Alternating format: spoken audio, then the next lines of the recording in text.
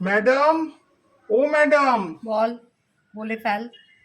সব ইন্টারভিউ দিতে এসে গেছে চাকরির জন্য। কারা এসছে? কি নাম? প্রথম নাম মহুয়া মুখার্জি, চলবে না এই নাম, ক্যান্সেল। নেক্সট।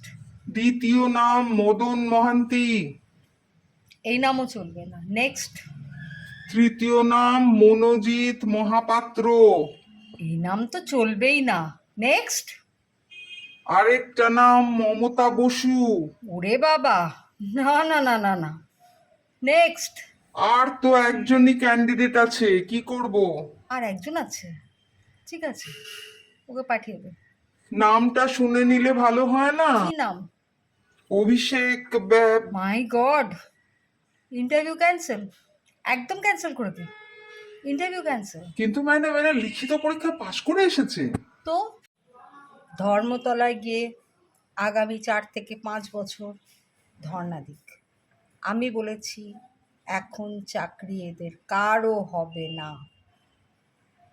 মনে থাকবে। আচ্ছা ম্যাডাম, বলে দেবো। দেখ কেমন লাগে।